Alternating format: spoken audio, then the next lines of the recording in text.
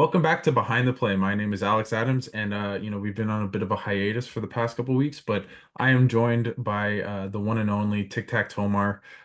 Thanks so much for taking the time. I think we're at five. It feels like Yeah. I just need my like 3 month dose of you, friend.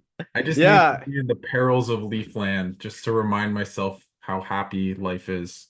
Yeah, honestly. And like I think for me, I've taken kind of a break from like hockey Twitter stuff, obviously, unless something comes up. So, when you ask me to come on, like one, obviously, like I always come on, like it's always great talking to you, but also it's kind of like a good little refresher for me too, to kind of get into the swing of things. It's the end of August, we're getting into September, so like training camp starts to come up. So it's a good way to start the hockey season for sure. So I'm happy to be back. So, do you get a C? Should I? Do you get a Twitter C? Do you get a hockey Twitter C for Leafs Twitter? Is that in the making? I don't know. I don't think I have the stoicism and the emotional maturity to be a captain of hockey Twitter. I would be I don't know. I'm too emotionally involved, and You're, and I remember like the people used to say all the time, like, "Oh, if you could work in the lease organization, would you?" And I'm like, I would want to, but is it a good idea? Probably not. And they say why? I'm like, because I'd be watching the game, and then like a turnover would happen. I'd say like, "Hey, we're trading him. Okay, he's on waivers, like immediately." So I like being kind of like an outside observer, but there are definitely a lot of captains on hockey Twitter, that's for sure. who's your NHL comparable? Just in terms of personality wise, I'm trying to think. Oh, that's a good one. Um, Hmm. Ah, hmm. Because I'm kind of like enthusiastic, dramatic a little bit, and you don't see that much within our sport, no, unfortunately. Everyone's kind of just like, this it's isn't whatever. soccer. Yeah, not at all. So, you I know see what? a little. I think Kadri. Yeah, Kadri. Yeah. I saw. Yeah. I think a little Nazem Kadri for sure. Because Kadri, man, like Kadri was so funny, but like, but he meant it. You know what I mean? Like he would do things, and it's just like you're watching, like, oh, that's really funny, but it's just like, no, he meant that. So I Yeah, remember, I don't know who the player was, but it was back when he was on the Leafs, and we're playing Buffalo, and he scored a goal, and then like laughed in someone's like immediately laughed in someone's face, and then like a whole like brawl started. I forgot who it was, but it was hilarious. And I'm like, yeah, definitely, I probably do something like that. I don't know. definitely Matt Molson. Shout out to the Oh, oh man, though that's a name. That's a That name. guy got way too much money. I don't know. Him and PA Parento. I feel like those He guys. needs to send an email to see. It's funny that you brought up captaincy. He should send a letter to John Tavares because like he had some of his best years like playing on Tavares' wing on the Islanders, and that definitely contributed to that contract in Buffalo. So are you saying Matt Olson was the reason for the demise of the Toronto Maple Leafs? Or is that where it I all mean, begins? no, there's one thing that I've been kind of like holding on to as to why the Leafs are where they are, and it's funny. I think I had a tweet about this like a week or two ago. The idea of are the Leafs cursed or not? And some people were just said the very rational thing in the sense of like, no, the Leafs aren't cursed; they're just poorly managed. I agree. However, there are things that take place that just like that go beyond the realms of reality. And I keep going back to Bruce Boudreau when he was on the Leafs. He told this story on TSN radio, and I have the tweet bookmarked because like I always go back to it anytime someone says like, "Are the Leafs cursed?" And I'm like, "Yeah, no, but yes." And when the Leafs traded Bruce Boudreau, his dad was so upset about it that he said the Leafs will not win a single thing until Bruce Boudreau is back. That's why anytime this man's a free agent, I'm like, hire him, hire him, hire him, hire him. And they're like, oh, what would he do? What would he run the power play? I don't care. Just hire him so the curse can be removed. And they're like, oh, there's no curse. I'm like, have you seen like, is there no curse? Listen. Again, I'm not saying everything that's wrong with the Leafs is a curse. No.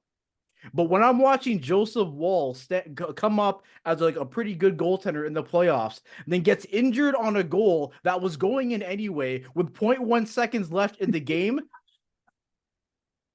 I don't know, man. Like I'm looking around the cameras. I'm like, is this like an episode of Punked or something? So are the Leafs cursed? Possibly. Does it matter? No, because at the end of the day, they still have to make better decisions and such. But it's always a interesting time, that's for sure. Does this mean that Austin Matthews will become bad at hockey with a C on his sweater? As like, what were your maybe initial thoughts of just seeing that Mhm. happen. I mean, it felt like inevitable he would become the captain of this team, but they did it before, Tavares's contract expires at the end of this year. Mhm. He had obviously an unbelievable season last year. In the Yeah. playoffs, not so much, but he was pretty banged up as well. Just your thoughts on that move. Yeah, yeah. I mean, I think you said it perfectly. It's a move that always made sense. I think, Austin Matthews being the captain of the Toronto Maple Leafs was a matter of when, not if. Mainly because he's the face of the franchise. He is a leader on and off the ice. Like when it comes down to a player that you need to stand up in a big moment, like it's obviously him. He's the best name there. So obviously it always made sense. And I think when it comes to Tavares, I think it's a move that is positive on both ends. For Matthews, you get to finally embrace the era, and that's how I'm kind of thinking about it now. And that I think before we can think of it as the core four era or like the Dubas era. You can kind of put that like I guess simultaneously. Mhm. But now it's Austin Matthews, and that's it. And yes, yeah, the cap structure is still the same thing, but like when it comes down to like who's gonna embody this organization, it's Austin Matthews. Like it's his team. And on the other hand, I also think this is gonna do wonders for John Tavares because yes, he's still at that double-digit cap hit. This is the last year he'll be at that.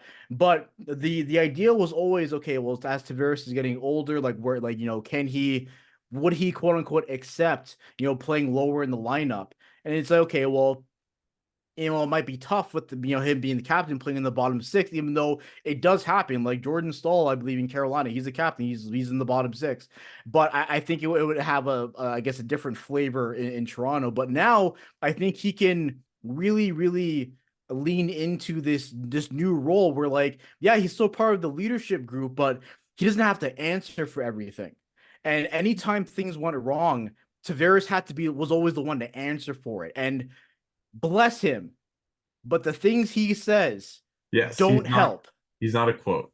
Oh, it's a lesson. Oh, it's a lesson. It's And like, just but on that, I'm yeah. curious, like to maybe go to Matthews a bit, and Mm, it will be interesting to see yeah. Tavares and how he manages. It's out of anyone that would lose the captaincy, he seems like the most well positioned, and I don't think it will be as big a deal as, let's say, I can't think of another situation, but just a star player losing the captaincy. Hmm. Maybe Blake Wheeler a little bit in Winnipeg, but it's not exactly Yeah. the same thing. But in Yeah. that line, but with Matthews, like this team has struggled with when the brights were the lightest, and now he has more pressure on himself, and this team Hmm. is not done with pressure. I don't know what the C means in this game anymore.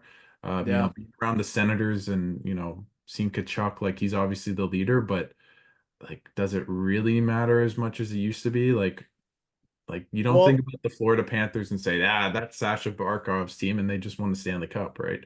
Um, yeah, but I think see it's interesting. Like when I think of the Sens, right? And even though yeah, yes, the Sens haven't made the playoffs, in some time, but like Brady Kachuk is I think a player who you want to be the captain because that's a player who can drag you into the fight, whatever that fight ends up being. And I think what's happening with the Leafs now is that John Tavares is a very like stoic, calm, like just like hey guys, let's give us our best effort. And we don't need that. Whereas Matthews is more vocal. Yeah, he doesn't you don't see it much in the media, like when he's doing like his pregame practice, whatever. But like on the bench, like he's talking. Like I remember there's this one game. I think it was like 2 seasons ago where the Leafs. I don't know who they were playing, but like there was a tough game, and Matthews is on the bench and saying like, "Yo, come on, like let's go, like we can play, like we can be better than this." And I think hearing that from a player who just came back from scoring 69 goals, was a 60 goal scorer the year before, is now the highest paid player on the team. And again, now he's the captain. Like that's something that I think can rejuvenate the team in a way that Tavares couldn't. And I'm not saying that to like put John Tavares down. Like I just don't think it's just his style, his vibe. But I think it's really difficult if you see Matthews, who again has gotten better every single year, like but offensively, defensively, the physicality, he's taking hits, he's blocking shots, he's finishing his checks. I think it'd be very difficult for anyone else on the team to watch him and then not try to duplicate the same thing. And another thing, and this is from the off ice aspect, so this Hmm. is something that you can't really comment on too much, but a lot of people who have played with Matthews always talk about and highlight how prepared he is to play. So all that extra stuff. So again, if you're a new name walking into the organization, if you're a young player trying to make the NHL and you walk and you're like, huh, that's Austin Matthews. That's my captain. He's doing this. Well, I have to make sure I do that as well. So Yeah. I think it's a mixed bag altogether. So ultimately, I do think it was the right move. I think it was a move that again that was coming at some point. But just like with every change that the Leafs try to do, we just have to see if that change is going to result in success in the postseason. I don't Yeah. care about the regular season. I don't. Yeah. So And we'll see. the I won't make it about the Sens, but just being around them and they've obviously struggled. The Mm-hmm. Leafs have struggled in the playoffs. Sens just can't win a game against the Columbus Blue Jackets, um but they always talk about they needed more leaders. It can't just be Claude Giroux or it can't just be Brady Tkachuk. And it feels like Mm-hmm. with the Leafs, it's been like everyone else is a leader, but the core four aren't really the leaders that they need, right? And I still Mm-hmm. think, and I'm sure you remember, and everyone on Leafs Twitter and people watching the game remember that I think it was game four, and it's Nylander and it's Marner and it's Matthews, and I guess when you look at like why would it change? I guess why should a C maybe change it? You've outlined maybe Mm-hmm. for the younger players, but you know this group has been together so long, and Yeah. it's not like Matthews has been playing 10 minutes a night, right? Yeah. It's just why should there be a change, really? Uh, so I think this going into this season, there's a lot up in the air. There are new faces who are entering the organization. Oliver Ekman-Larsson, Chris Tanev. Maybe Easton Cowan makes the team. Who knows? So we're kind of in a weird flux. But to your point, yeah, the core has still been there, and and I think what is going to start happening is that and again, this is a very anti-hockey thing, but it happens, whatever. We're still watching sports at an elite level. It's not about the core anymore. It's about Austin. Mm, And I think that's the difference. mm, And I think because it's about Austin, I think that's gonna make everything he does a little bit more impactful. So mm. there might be a game where maybe, I don't know, like everyone has an off game. You have a random February game against like Utah or Columbus. something, or Columbus, whatever, right? You might take the night off, right? Maybe before. And then the media says like, "Hey, what happened here? What happened there? Oh no, it just wasn't our night, yada yada." But now you can't do the whole group thing. You can't say like, we all were. Now you have to stand up as a captain and say, "I wasn't good enough today." And because I wasn't good enough, the team wasn't good enough. And and it's not like Matthews has never done that before, but now he has to do that every day every day. There used to be times where, like, yeah, obviously as a star player, you want to hear him talk, but you wouldn't see Matthews talk like after every practice, after every game. Now we're gonna see him after every single thing, and he's gonna have to be responsible for every single thing. So I think because of that, that's gonna maybe kind of create a new, not maybe a new fire, but it might intensify the fire that we've already seen from him, from the sense of now it's not just about like me and how I play and how that impacts the team. It's about the team and how what I am doing is reflective of the team. Yeah, sure, I scored 2 goals, but we lost. The team lost. So Austin Matthews, what do you have to say about that? And I think that mindset is gonna, I don't know, maybe confine things a little Mm, bit. Maybe you can get to a point, and Mike Johnson actually brought this up not too long ago. Maybe there were times where they would have like a rough start, and Matthews maybe didn't say anything because like what well this John's the captain. I'm not gonna like mm. I'm not gonna step on his Overstep. toes. No, now it's like this is my team. Walk in. What the hell's going on? Why is my line the only line that's going? Come on, come on. Like we're trying to do something. We can't. We've won one playoff series in 19 years. I'm not doing this anymore. I'm stepping up my game. So I would love that if this season what the change happens is that Matthews walks into this season channeling what Nathan McKinnon had when they lost in the second round, and he was like, I haven't won anything. Yeah, sure, I won. Yeah, I got the heart, I got the rocket, but I haven't won anything. And I hope that's now going to start to sink in a little bit now that he has kind of that overall accountability over the team. We talk about leaders. A guy in Toronto has been, questioned about his leadership on and off the ice. I see you smirking, Yeah. Omar, and and you know where this is going. Mhm, This is the biannual, Mitch Marner debate. mhm, And he's obviously looks like he'll be playing out the season, with the Leafs, in a contract year. It doesn't seem like there's any real contract discussions at the present moment, but mhm. the NHL is a weird place and things happen very quickly. Yeah. Goodbye, Rutger. But but with that, just where are we at with Mitch Marner on this team?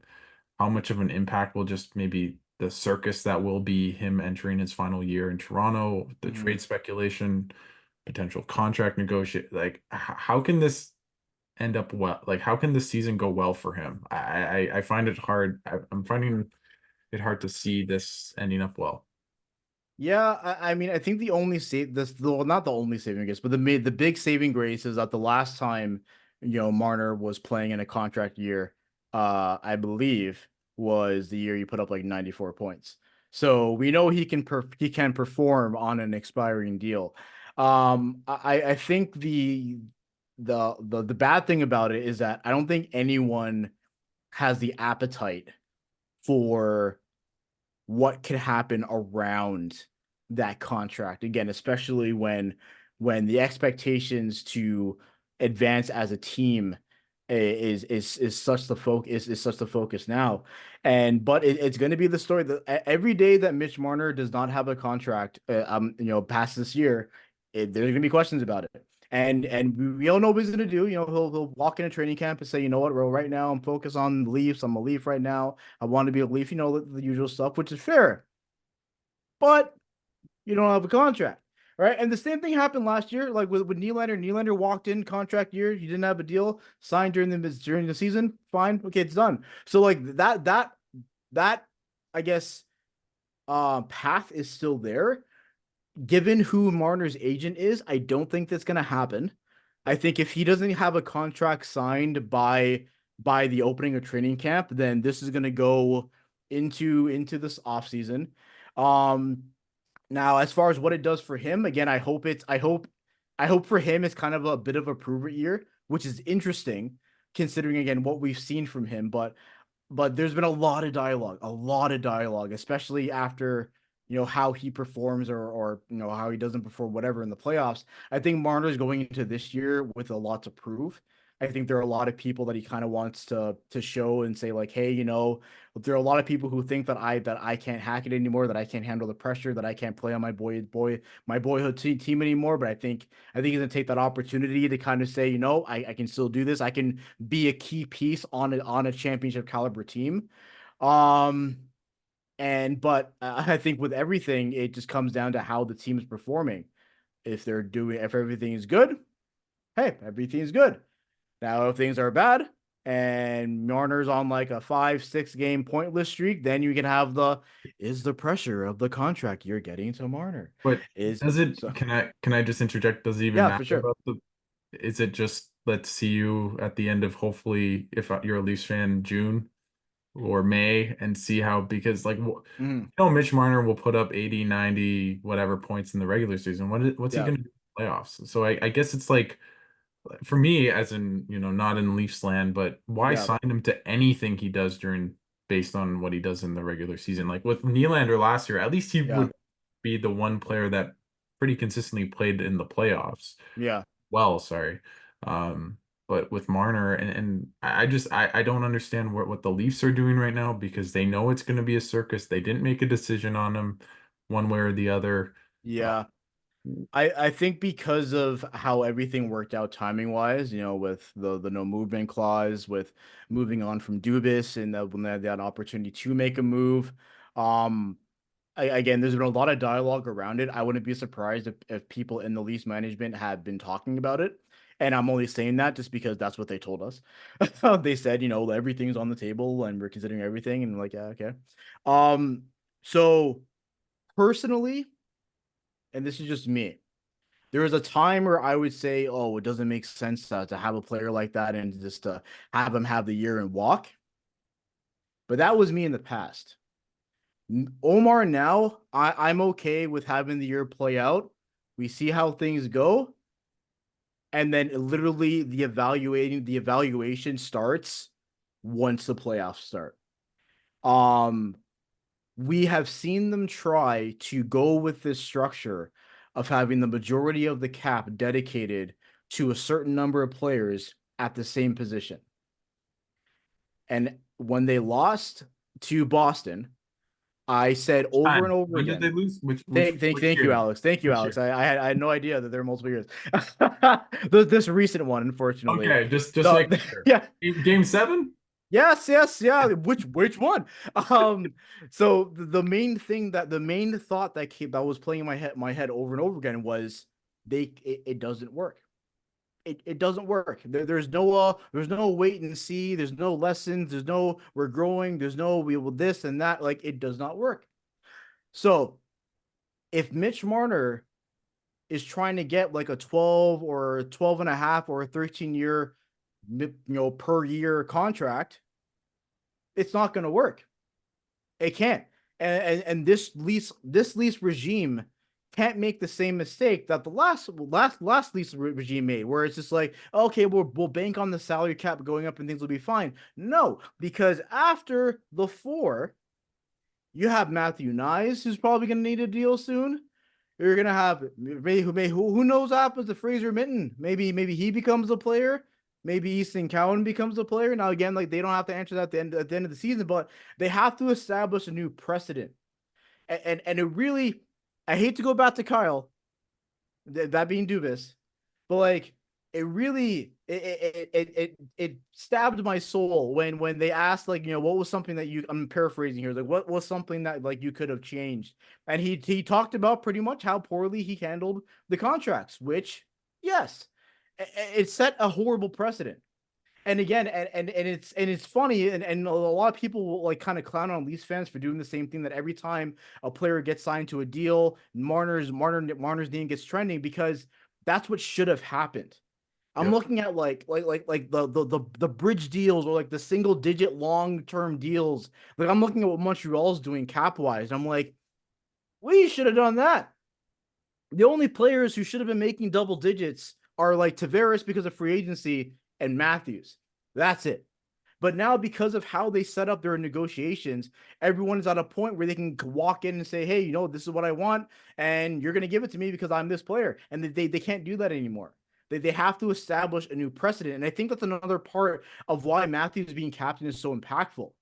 That's the maximum. And I feel like they should set up some sort of distance between Matthews and like everyone else. But then, And I don't know how they're going to go about that, but that whole thing needs to change. So when it comes to the least thought process when it comes to Marner, sit back and watch and then make your decisions afterwards. That's where I'm at. And I know some people will say like, "Oh, it doesn't make sense for it to lose a player for nothing." Yeah, but you know what? It also doesn't make sense to do the exact same thing over and over again. And I have zero appetite for it because again, I would hate for another opportunity to take place where the Leafs have no goaltender and have to get another freaking ATO from UFT or something because of how bad the cap situation is. So it's a new opportunity to change things around, and unfortunately, this might be one of the first decisions. Well, they'll have to do something in that regard. but I guess with that is, Kyle Dubas didn't sign William Nylander to 11.5 million dollars. Like it, Oh. right? And if Nylander is making $9.5 million, you're like, oh, that makes sense. That Mhm. that seems right. But nope, it's $2 million more than that, right? And now I think the really interesting thing as an outsider is, let's say let's say the Leafs have a similar playoffs to last year, which is the Hmm. likeliest outcome. Just so you know, Omar. Just preparing you. Uh, uh, and he doesn't do well in the playoffs. What is his number? I have no clue. Like someone he's Yeah, gonna make good money. I'm not I don't feel bad for him. He will yeah, be a rich man for the rest of his years. But is it 9 million? Is it 11 again? Is it 12? Like the yeah. cap is going up, but if he sucks in the playoffs every year, so I think they're kind of in purgatory a little bit with this team, at least for the next year, as you said, because they have Mhm. him and Tavares coming off. But Yeah, it's I do to that point. I do really wonder what like I think back to the Nylander deal, and I'm like, would he have gotten that on the open market? maybe. I think so. Now, I think Oh, when it comes to Marner, I think his number, like I'm just speculating, just from what we've all been hearing, is like maybe it's something like with a 12, maybe it's a 12 and a half over 8 years. And I'm thinking, I'm like, hey, does he get that on the open market? I don't know. I'm like Nathan McKinnon. I don't know what his cap it is right now. And then again, 4 point like 4 or 5. I don't have it. uh, Yeah, yeah. right. And then like again, and Draisaitl's gonna be signing a new deal, and Nico Draisaitl's, Ratanen's gonna sign a new deal, and Connor McDavid's gonna sign a new deal. And I'm not saying that Marner is McDavid level, but like those comparables are gonna start to come up. And I don't know. I don't know if I don't know if he gets that anywhere else, which would really frustrate me if he gets that here, because then like have we learned nothing? Like have we learned absolutely nothing? Can you get 12 and a half on the open market? Sure. Do you have to? No. And I think that's what the Leafs need to start doing with their players in those difficult decisions is start saying no. For example, Nick Robertson yes. requested a trade. And the first time I saw it, the first thought I was say no. Because when Dubas was here, Dubas is always about like honoring the player and stuff. And I respect that on a personal level, but like no. And when it comes to a player like Nick Robertson, who again is a young player who hasn't hit his prime yet, but has a great opportunity to be on the team this year, say no. I'm glad it hasn't happened, but who knows? Like we're still in kind of like a weird little no man's land when it comes to that.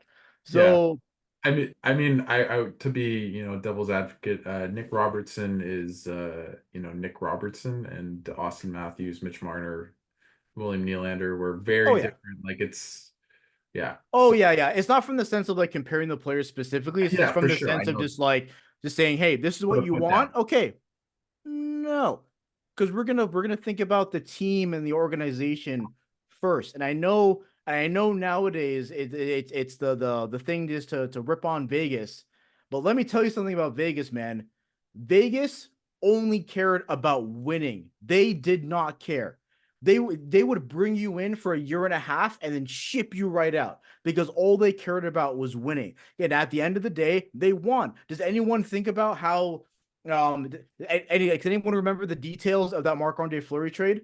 No, because No. they won the cup, right? It doesn't matter, and I feel like the Leafs need to start having that perspective of like, yes, cool, this is what you want, but this is what's best for the team. And I think once they start doing that more often, then we'll be good on that regard. Do you feel like they're doing that?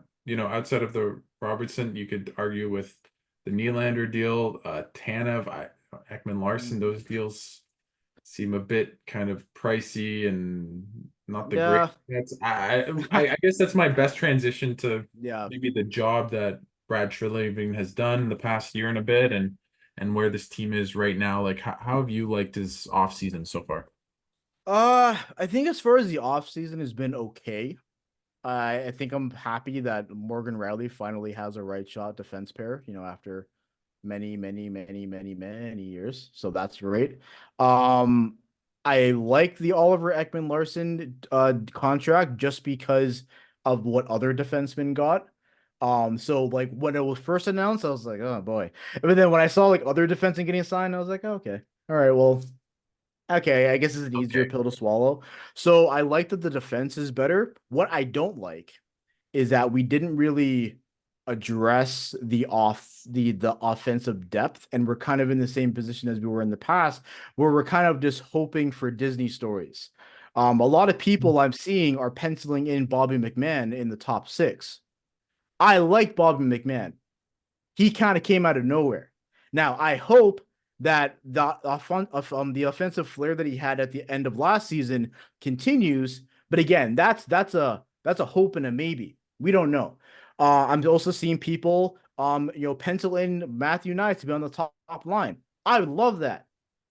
But what if he takes a step back? He's still a young player. Who knows? Some people are putting Easton Cowan in. He's gonna make the team out of camp. Possibly. But again, do we want to have our hopes on an 18, 19-year-old kid who's literally just entering the league? So again, we're at a point now where we're doing the same thing. Okay, so we have Matthews and Nylander and Marner who are in control of the offense, and everything else kind of just flows through them, which makes sense. But again, that's what's bit this team in the ass every single year. And if I hear someone else say like, "Oh, they have to improve the blue line for the playoffs," sure, but they also can't score goals in the playoffs. Yes. So from that aspect, I'm still a little. I'm kind of at like a to be determined aspect Mhm. when it comes to Brad Treliving because it's a lot of I have to wait and see. And I think that's probably how I can describe Brad Treliving's tenure as Leafs GM this last year and a half is just wait and see. And like even now, like after the Matthews captaincy, he was like, we still have some other things that we're working on. I'm like, okay, I'm waiting and I'm seeing. Once the regular season comes, hey, Craig Berube, you're the new coach. I'm you're even if the team is great. Some people are saying like, oh, the Leafs are going to be a top 5 team in the league this year. Cool. I'm gonna wait and I'm gonna see. And what am I waiting and seeing for? To see if that translates in the playoffs at all. I am at a point where they could win the president. Actually, I hope they don't because of the curse. Yes. They could I believe in the curse. I believe in the say curse. they could finish second overall in the entire league by like 20 points. I still need to see what they do in the playoffs. And for me, it's beyond winning a round. It's beyond that. It's an undeserved conference final slash cup or bust for me. And I'm saying undeserved because again, the team hasn't done anything to warrant getting that true cup or bust. Last year for Edmonton, it was cup or bust, and they were one win away from doing it. The Leafs are nowhere close to that. So I'm just waiting and seeing. And I guess that's the best way that I can describe Brad Treliving's tenure as the Leafs GM. I guess with that, like the Atlantic's going to be wait will somehow be better, in my opinion. Uh, Yeah. it doesn't really seem like there's going to be that many bad teams. Like where do you pencil this team in? Like, are they still in that kind of 2-3 in the East, you think, or in the Atlantic, sorry? And is you feel like like on paper, this team feels quite similar, maybe even a bit better than last year, depending on how you kind of look at it. Yeah, I think I definitely have them as a top 3 team in the division. I don't see them like making the playoffs as a wild card team, that's for sure. Whether they're gonna win the division, that I don't know about because again, like Boston's like the most annoying freaking team on the I don't know planet how they because do it, man. because every time you expect them, like this is gonna be the year where they take a step Are back and they're like, no. So you ready so for Zadorov just raking it with dude, when I tell you I screamed when I was like, of course. Of course. I don't even like the contract, but it's like he is a Boston Bruin. Like it's just like yeah.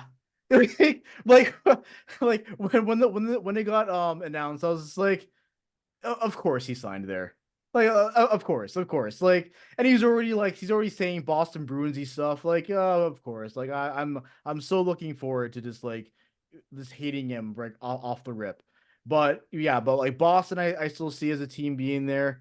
Leafs obviously. Tampa Tampa's going to be very interesting. Tampa's interesting, right? Because like last year they didn't have Vasilevsky for the longest time. Stamkos is in Nashville now, which I still forget sometimes. And then when you think of teams like Ottawa Sens, Ugh, they're probably gonna try to make Buffalo, it. Buffalo, Buffalo, weird. right? Red Wings, Montreal, Tampa, who knows? I So don't know. like Eyes are playing. like yeah, like it's gonna be one of those seasons, and like we say it all the time, like they cannot take a day off, like they really can't. And I hope that's the one thing that Craig Berube changes, in that it used to drive me nuts how the Leafs would just have like horrible starts, like awful starts. It's like just like it's like 10 minutes into the first period, and they're like, oh wow, it's a hockey game, and they're already down like 3-0. So I hope that changes, because like the Atlantic is getting faster, and they're getting more skilled, and they're getting more firepower. So the defense and the goaltending really, really need to stand up in many ways, shapes, and forms. So like Anthony Stolars and Joseph Wall, I think they're going to be relied on a lot. And again, hopefully, the additions of Tanev and OEL really help to kind of reform things. So to answer the original question, I see the Leafs being a top three division team. I don't think there'll be one. I can see them finishing two, but again, ultimately, like I don't like freaking make it. Just get in, and we'll evaluate from there. Uh, you talked about Berube. I haven't talked to you since he was hired. Yeah. Obviously, almost pretty unequivocally, like most people were in Leafland were very happy about that decision. I know here in Ottawa, many people wanted him as well. A hard coach, a tough coach, but a winner as well. Yeah. And his teams, the Blues, kind of like a little bit like the Bruins of the West, in terms of just grinding teams down, knowing how to Mhm. win. How do you think that might change the way the Leafs play, especially in the playoffs? Well, I mean, like again, like that style of play, like it doesn't go away. And there used to be a time where I used to really like buy into the idea of like, well, just because this is how things are always done doesn't mean like it's the only way. But again, like every year, the teams who are gritty, who are annoying to play against, who are tough along the boards, tough in the corners, who make you pay if you stand in front of the goalie. Like those teams have the most success. And this iteration of the Leafs, like these core players, have been playing against that their entire careers. And it's not until recently where it's really started to click for them, where it's like, hey, we could do that too. And you started to see sparks of it a little bit with Sheldon Keefe the last like 2 seasons. But I'm hoping now that like this year, like that's the message from the beginning. Paul Maurice, after the Florida Panthers won the cup, said that they had a message at the beginning of the season that this is the way we're going to play, because this style of play wins in the playoffs. And I hope Craig Berube has that same mentality for the Leafs. Yes, use your skill. Yes, score goals, deep people out, whatever. But if you're up 3-0 in the last minute of the period, use your head. And I hope he holds the team accountable in that regard. There were so way too many times of just letting the opponent get back into the game. And that used to drive me nuts all the time. Just get back into the game, not making use of opportunities, not capitalizing on the power play. And so that's what I'm hoping that Craig Berube adds to that team, is that urgency and execution, and that instinct to get the job done. Yes, it's the second period, but the game is not over. There's 5 minutes left in regulation. The game is not over. Oh, it's the end of your shift. Your shift is not over until you're off the ice. So I hope that gets added to this Leafs team. And if it does, I'll be thoroughly happy. I guess the question is that I asked you last year. I'm gonna ask you this year. I'm probably gonna Mm. ask you it next year. What can they win the cup? Is that on the cards, or are we, as you said, sneaking into the conference finals and being like, "Kumbaya, we won 2 rounds, we've arrived." I think that's what they're going to tell themselves, both as players and also as an organization. I think they're going to go into it with the mentality of it's cup or bust for them. I think they're probably going to see they're going to treat Matthews' this 4-year extension as this new window to win. I think when it comes down to the players who have been on the team the longest, I think they can go into this year thinking that, hey, this might be the last chance for us to win together, like as we're looking at it right now. Last Dance. This for yeah, absolutely. For Matthews, Nylander, Tavares, Marner, Morgan Riley, those five together, this is their last dance. Absolutely. Because yeah, John Tavares could extend. He also could not. And the team can just say, actually, you know what? No, we're gonna let you walk and bring someone else. Mitch Marner, yeah, you were drafted fourth overall. You're a hometown kid. You done this, you done that. You're in the record book. But you know what? It's been fun. Thank you. So for those five together, who and again they say it all the time. They love playing with each other. They love being on the same team. They love competing and such and such. This is their last chance. So for them, it's cup or bust. For me, make the conference final at least. That's me. I have not seen enough from the team, from the players who have been on the team currently, and from the decisions that has been made around the team to say that it's cup or bust for them. I'm not at that point. I can't be at that point. Just because again, there are too many question marks and there are too many wait and sees. Even in net, like we're all optimistic about Wald and Stolars, but like they haven't proven anything. Like who knows? Waldo's injured. Exactly. We could be at a point where Matt Murray's the number one again. Who knows? Oh, that So oh, I've heard that before. I've heard that before. exactly, right? So I think the team itself will have a cup and bust mentality, but I'm just not there. But I guess like why would it be different this year? I think it might be different from the sense that I think in the past the threat of change was always just words. I don't think they truly believed that anything would change. And I think Brendan Shanahan has a lot to do with that. But guess who else is also on the last year of their deal? Him. And if he goes, then all bets are off. So again, so I think that idea again of like, hey, this could be like if we don't perform, if we don't deliver, like this will be the year where like serious changes will be made, whether they like it or not. And they again, they're starting to have their younger players who are starting to come up, and they can compete, they can be ready. I think at that regard, yeah, they may not be on the same elite level as like a Marner or as a Tavares at its peak, but hey, it can still work. Again, like the craziest things happen in the playoffs, and teams where you're just like, why do you even here like on paper end up going far, and and I think that's the approach that they're going to start to make in that, and that to really develop a playoff style winning mentality amongst the team. And if you're on board with that and you perform, cool. And if not, sorry, you're gone. And I think that's what the difference is, and that the threat of change for the first time is true and honest. Well, for my sake, I hope that happens. But I It's fair. I get it. honestly, when the Leafs win, Yeah. I don't know what that's like, but when the Leafs win, Yeah. when the Leafs win, I am thinking of you, like Steve Dangle, like just the diehards of diehards out there. Yeah. But then when they lose, I was in Toronto when they lost to Boston, and it just Yeah. felt And like, here's the thing. And there was a time where I used to be like, why are you doing that? Like, you don't want this to happen to your team. And now I'm like, no, I get it. Because the Leafs, and I've said this a lot, they just can't lose. There always has to be some story, or it always has to be like the most mythical way ever.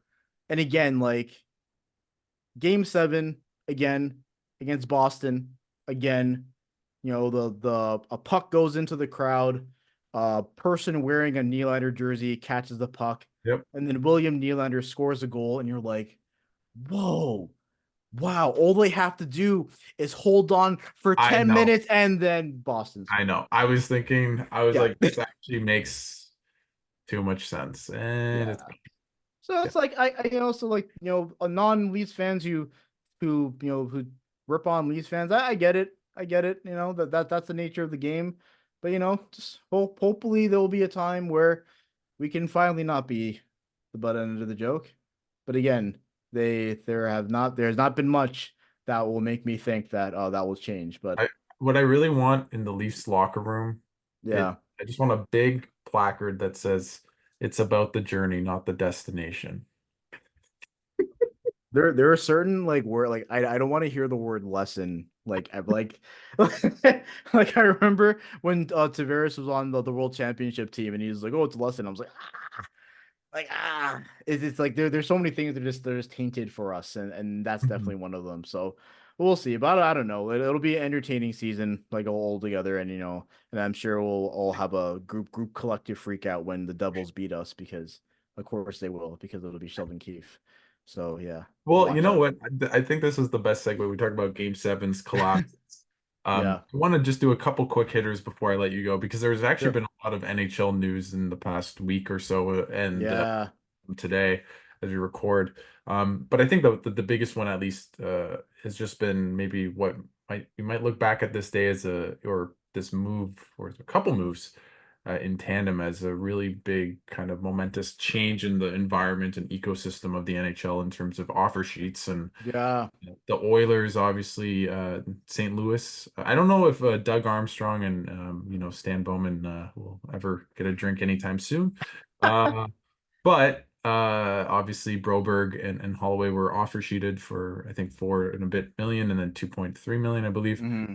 in that range. And the Oilers decided to get some compensatory picks back, but traded Cece, got Podkolzin, but essentially have lost a lot of talent, a lot of young talent off their. Young talent. That's my main takeaway from it all. Is just like I didn't realize how old the Oilers are, and they just They're the got oldest. sick, and they just got older.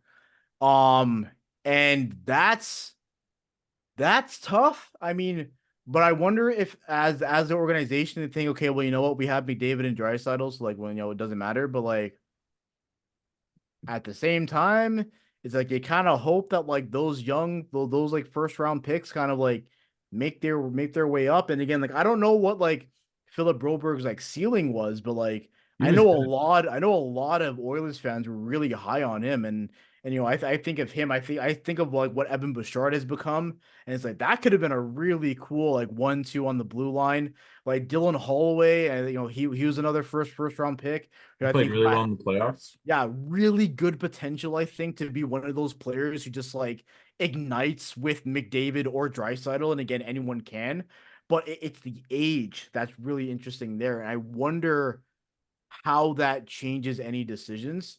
From St. Louis's at the point, I love it because again, offer sheets are so underused. I remember I think this might be the previous offer sheet I think was Montreal and Uh-huh. Carolina. Yeah, or Uh, no, it was Kotkaniemi. Yes, sorry, but yeah, between Montreal and Carolina, and I was like, oh, cool, these still happen. So I'm glad it happened from that aspect, and then Doug Armstrong's comments afterwards saying like, oh, like if it was my mom, I'd do, I would still do the opposite. I'm like, hey, there you go. So I think from that aspect, it's cool. But again, like it's the perfectly executed offer sheet. Like you have a team who's just At the in same time too. yeah, Like in I cap hell. And like when it happened, I'm like, oh, they're losing at least one of them. Like I thought they'd at least make moves to maybe try to match one of them, but I'm like, they're losing at least one, and they ended up losing both. And now it looks like they might bring they might bring Tyson Berry back to replace Cody Cece or something on a oh god, PTO.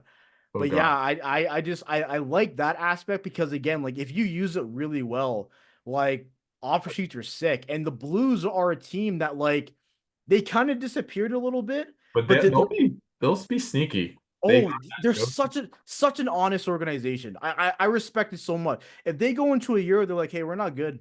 Okay, they're like, okay, we're trading this person, this person, this person. We'll start it over. They're such an honest organization, and I think getting Holloway and Broberg at this time is actually really great. And I wouldn't be surprised if they make the playoffs this year. Honestly, that's youth and skill that I think could be a really good, really big game changer on a team like that.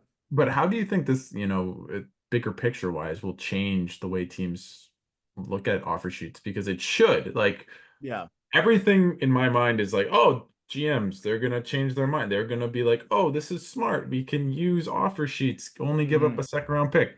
And then I remember how Kyle Dubas never traded anyone for 5 years. So then I'm like, and he was the young one. So Yeah.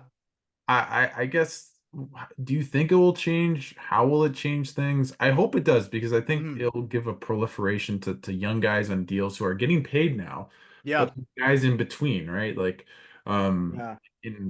for example, with, Nick Robertson, like, would Utah when they were Arizona, uh, but just a team like that can kind of take a flyer and they have a million second round picks or whatever, Yeah. right? I think I hope it proliferates, get guys to get the money they deserve and just make more movement and more real transactions. Yeah, I think from that aspect, I think there could be a window where it starts to happen more, but I think that's more because of the players and not necessarily the GMs. I Mm, think what we're seeing now, and people like complain about it a lot, is that you're seeing players, young players, who are really trying to take their careers into their hands quicker than usual. Like uh, the rule of thumb before was just you pay your dues, you play on this team, and then hey, once you turn 27 and you get that nice UFA label, then you can do whatever you want. And what we're seeing is we're seeing a lot more young players like make decisions for themselves. And I wonder if with that mindset, they kind of start to force teams' hands a little bit as far as that. this, So, like recently, like even just today, we yep. had, Pittsburgh and Winnipeg will have the trade between Jagger and McGrody. And McGrody was a player who just did Oh, not want to sign in Winnipeg. Selfishly, I was hoping you go to the Leafs, but freaking yeah, Kyle that's got not him. So happening, buddy. yeah. So Keep like it going. instances, yeah. So instances like that. So I think because young players are not really taking RFA statuses as what they used to be before. Like before, it was just like okay, well, I'm an RFA, so I'll just take whatever and take my bridge deal and whatever. But I think now they might actually start to look at other opportunities and say like, hey, I don't really like the situation, or like I don't like what this offer is. I'm gonna sign this offer sheet with another team to either one, get the money that I want to get, or two, just get put in a better situation.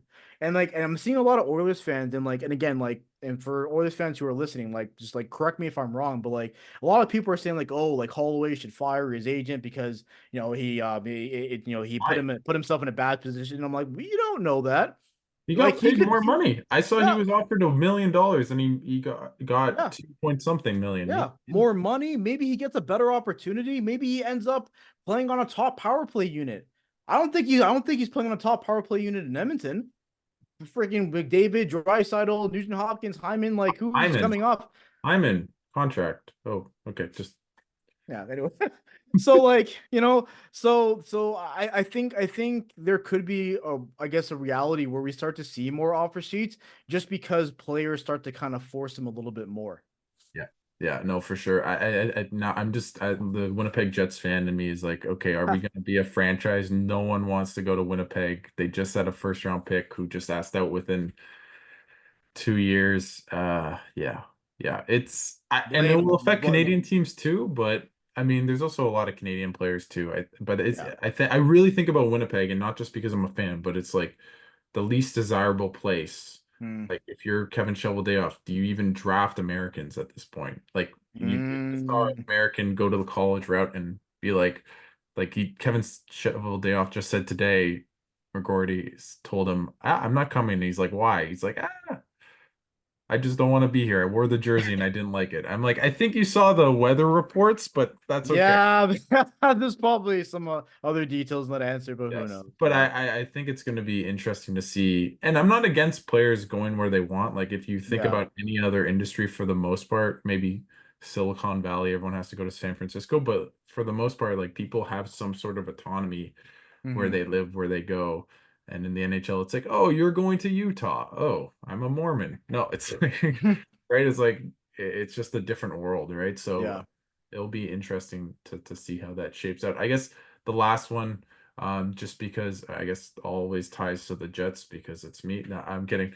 But Patrick Laine going to the Habs, I love this deal for the team. Uh, man, Kent Hughes just does amazing trades. I don't know if the team will Yeah. win, but and you can talk about his draft record later, but his trades have been really, really good, great value, and I love Kent his Hughes, man, like Kenny Hughes, he's killing it. Like that trade shocked me because at first I thought the trade was second. Laine for Harrison a second, and Yes. I looked at it, I was like, wait, no, they got Laine and a second for Harris. And I'm like, that's nuts. Now, granted, like again, it just speaks how valuable cap space is. Like, and again, like if they can't take the full 8.7 of that cap hit, like it's definitely a different deal. But like it's man, like I think for better or for worse, I think it still ends up being a good trade. I think like Jordan Harris was playing NHL games, and I think he had a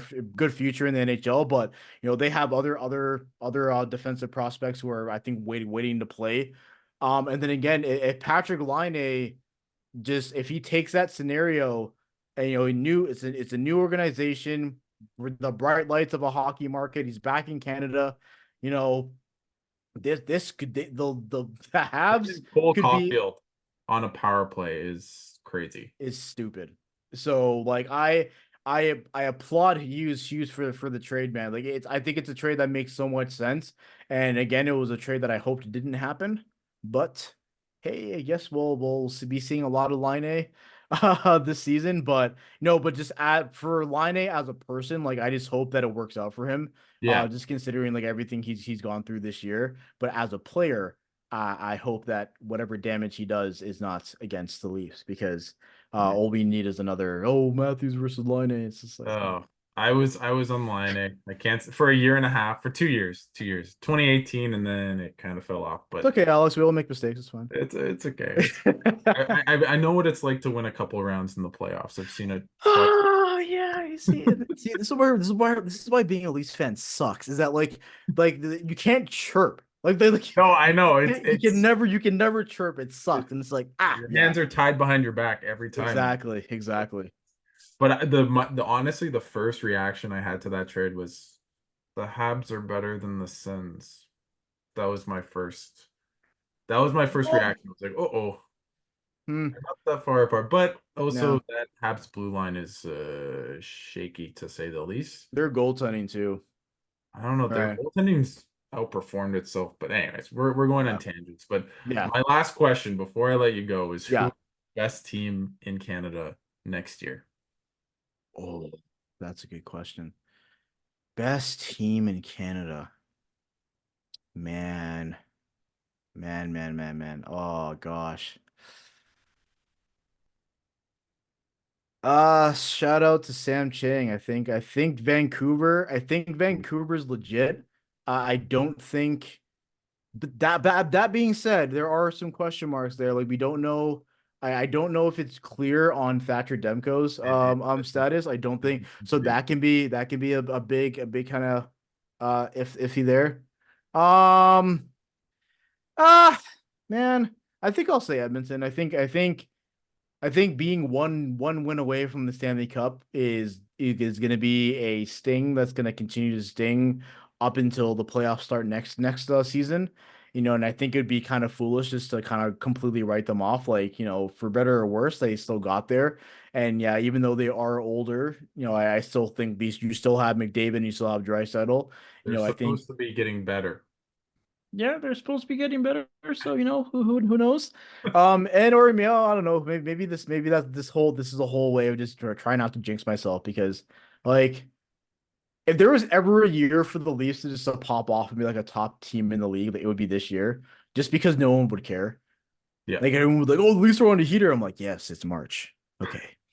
It's like okay, fine. So I'll give a shout out to Edmonton just because they were 1 win away last year. Well, I still think I will die thinking that the Oilers are a better team than the Florida Panthers. That's how I felt Hmm. end of that series. It felt like the Florida only outplayed them really in maybe one game, Yep. and they just got goalied. Bob was Yep. unbelievable, and I then forgot what game it was. I'm pretty sure it was a home game game for one Edmonton. was I think it was like game 5 where I was just like, if Edmonton scores the first goal, they're winning the cup. And they scored the first goal, and I was like, okay. And then and then Florida just decided like, hey, well, yeah, we're I don't here know how still. I was so out on them winning that game 7. I thought there was no Yeah, way in hell, and they same. I don't know. Same. I was like, hey, Edmonton, the Oilers Skinner's fans, they're blocker, gonna get their man. cup. Yeah. Oh. Yeah. Anyways. Oh, but before I let you go, thanks so Yeah. much, Omar, for doing this, taking the time and coming on. Is there anything you kind of want to plug? Anything coming up? Just Uh, it's just same old, same old. Still we'll still be gifting the year at Tic Tac TOmar. Been back at the Athletic doing another year of awesome. Maple Leaf observation, so looking forward to that. And Great. yeah, just again, just waiting and seeing to see what the Leafs do this year and if they do anything well. When you do the evaluations at the end of the year, do you just like take the same thing and answer it over? Is that I mean, so the see here the funny thing is that literally if I just wrote about a game seven loss to Boston, that's like that's four articles. yeah, Yeah, yeah, yeah. I mean the only unique ones were the Habs one, which in a fun way, right? oh so much fun. So much fun. Just Uh, watching the Leafs waste a real life Disney moment. Like that documentary, I wish I didn't watch uh, it. When I was watching Sheldon's speech, I forgot they lost. It was so, I was like, oh wow, this is uplifting. They're good, and it's like no, they lost. So hopefully they do not waste those moments, and they literally give us something to cheer about. Because again, like as you talked about, like this Alex, you put it perfectly. This is the last dance for those five. So uh, I hope they but get it it's done. not your last dance as a fan. Just remember that. No, it won't be. I'll be that dude. Like you ever see that the clip of the Rangers winning the cup in '94, and there's that one dude in the stands with the sign saying "Now I can die in peace." yeah, That'll be me in like 2075. yep, I'm in the like, water as yeah, yeah. exactly. Well, thank you so much, Omar. You're the best out there. I think you're definitely the funniest person on these Twitter for sure. Thanks, And man. I'm excited for all the gifts all season long. And hopefully you can gif into maybe mid-May. I'll give you mid-May. I'll allow Yeah, honestly, that weird bubble season was like the only time I was like, huh. So this is what it's like gifting in the summer. Interesting. it. Anyways, Yeah, we'll see. awesome. Thanks so much, man. And we'll do this again. Have a No good one. problem.